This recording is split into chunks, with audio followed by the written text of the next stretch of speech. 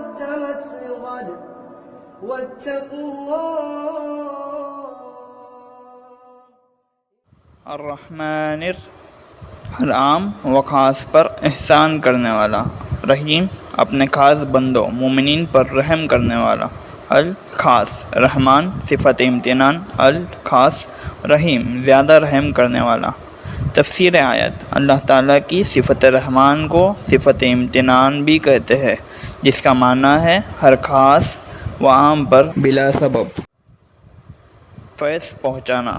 رحیم کہتے ہیں سبب کے بعد اپنے خاص بندوں پر فیض پہنچانے والے کو، کما قال اللہ تعالی وکان بالمؤمنین رحیما۔ تفکر آیت: جب اللہ تعالی ربوبیت کی صفت کے ساتھ ہی ساتھ رحمان اور رحیم کا بھی اعلان فرما رہے ہیں تو اس سے معلوم ہوا کہ اللہ تعالیٰ اپنے بندے پر زیادہ مہربان ہے اس کی پرورش کے لیے، تبھی تو ربوبیت کی صفت کے ساتھ رحمان اور رحیم کی صفت کا بھی اعلان فرمایا ہے، تاکہ اس کی امانیت خاطر ہو اور اس کے ایمان میں زیادتی ہو۔ عمل آیت: انسان ہر آن اپنے آپ کو مرحوم جانے، یعنی مستحق رحم اور امیدوار کرم، اپنی صحیح اور اسباب سے زیادہ خدا کے فضل اور اس کے رحم پر ایقان رکھے اور اس عمل کی کوشش کرے کہ صفت رحمانیت سے مالا مال ہو کر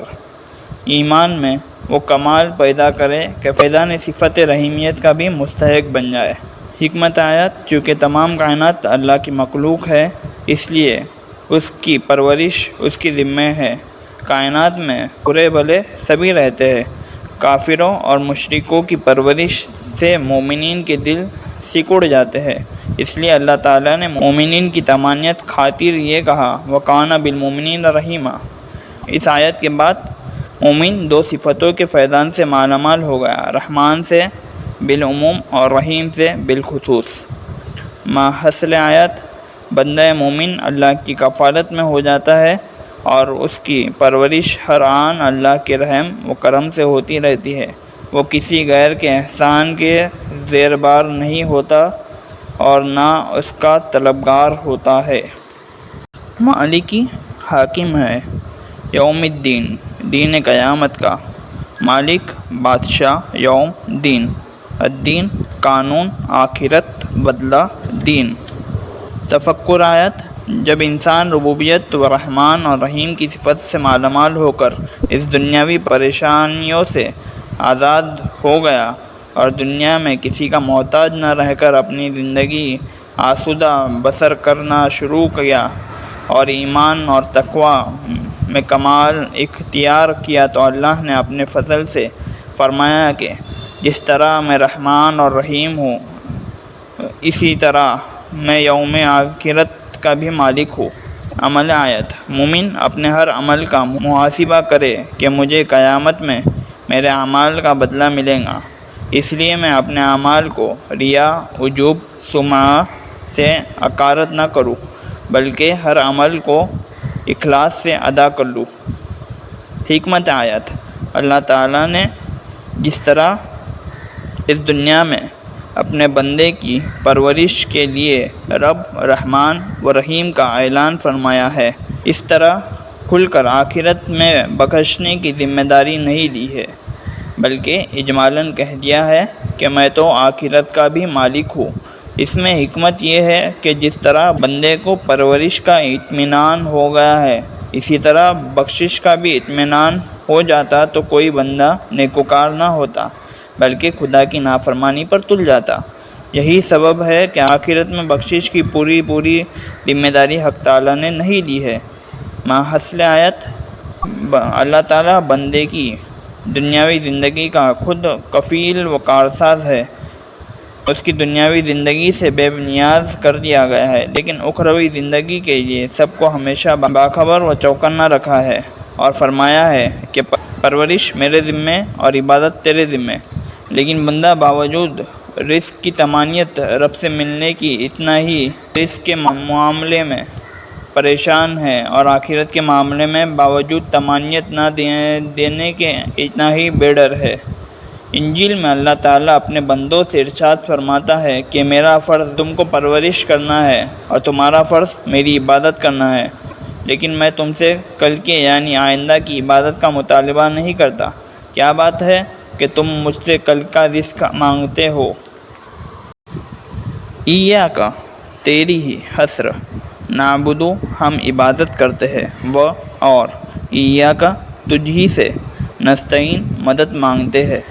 تفکر آیت: بندہ جب اللہ تعالیٰ کی ربوبیت اور رحمان و رحیمیت کی صفات سے مالا مال ہو کر مالک یوم الدین کے فرمان کو سنتا ہے تو وہ حشر کے دغدغے سے بھی بے نیاز ہو جاتا ہے، کیونکہ اللہ نے اسے اس عالم میں فیضان ربوبیت و رحمان اور رحیمیت کی صفت سے مالا مال فرمایا، اور وہی رب قیامت کا بھی مالک ہے۔ اس لیے وہ حشر کی زحمتوں سے بھی اپنے آپ کو محفوظ سمجھتا ہے اور اپنے مولا سے اقرار واثق کرتا ہے کہ میں تیری ہی عبادت کرتا ہوں، کیونکہ اس عالم میں میرا کوئی الہ نہیں ہے، نہ رب ہے، نہ رحمان ہے، نہ رحیم ہے، اور نہ خالق عبادت مختص ہے۔ حقیقی خالق اور رازق و حاکم اور مالک کے لیے کائنات میں کائنات کا سوائے اللہ کے نہ کوئی معبود ہے، نہ کوئی مالک، نہ کوئی خالق ہے اور نہ کوئی حاکم۔ اس لیے بندہ حسرت کے ساتھ کہتا ہے کہ میں تیری ہی عبادت کرتا ہوں۔ معبود سے اپنی عبادت کا اظہار کرنا یہ سالک کا انتہائی مقام ہے۔ عبادت کرنے کے لیے جو بھی اسباب و علل ظاہری و باطنی ہے اس کی مدد خدا سے مانگتا ہے۔ مدد کے مانگنے میں بھی حصر ہے کہ سوائے اس کے وہ کسی سے نہیں مانگ رہا ہے۔ جب ایاک نعبد سالک کا مقام اعلیٰ ہے تو ایاک نستعین اس کا مقام تمکن۔ اس مقام پر پہنچنے کے بعد بندہ اپنے سر کو اور دل کو غیر اللہ کے سامنے نہیں جھکاتا، نہ اپنے دل میں غیر اللہ کو مستعان مدد پہنچانے والا جانتا ہے۔ عبادت کا جو مفہوم ہے اس کو لوگ آئے دن اپنے اپنے خیالات کے تحت سمجھ رہے ہیں، لیکن حقیقت میں عبادت کا جو مفہوم ہے وہ فقر و احتیاج و ذلت و کمتری ہے۔ لہذا بندہ سوائے اللہ کے کسی کا محتاج نہیں، کسی سے ذلیل نہیں اور کسی سے کمتر نہیں۔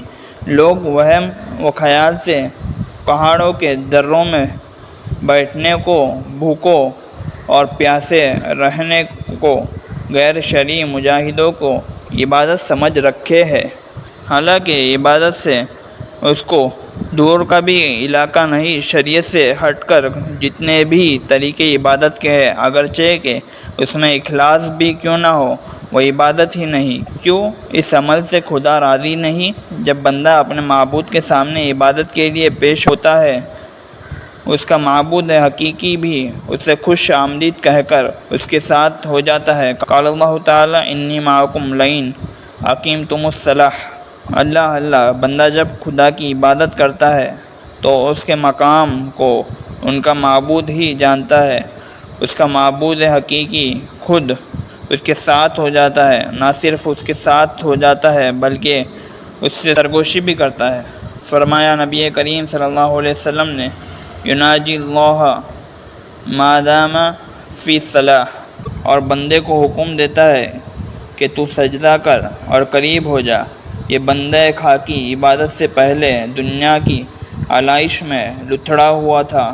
ملائکہ اس کو اسی نظر سے دیکھ رہے تھے جو نظر کہ اس کی خلافت کے وقت تھی، لیکن جب وہ اپنے معبود کے ساتھ ہو جاتا ہے اور سب میں رہ کر سب سے الگ ہو جاتا ہے تو اس میں خاکی نسبتیں ظاہر ہو کر ملکوتی اور نوری نسبتیں ظاہر ہونے لگتی ہے۔ ملائکہ بنظر استعجاب اس کی طرف دیکھتے ہیں اور اس کے ساتھ ہو جاتے ہیں اور اس کو بوسے دیتے ہیں۔ اب عابد کو چاہیے کہ عبادت سے جب اس درجہ قرب ہوتا ہے اور اللہ کی رؤیت ہوئی ہے تو اپنے ظاہر و باطن کو پاک کر کے خدا کے سامنے پیش ہوا کرے۔ عمل آیت: جس طرح کہ فقہ ظاہری سے اپنے جسم اور جامہ پاک کیا ہے، اسی طرح فقہ باطنی سے اپنے قلب اور روح کو پاک کرے۔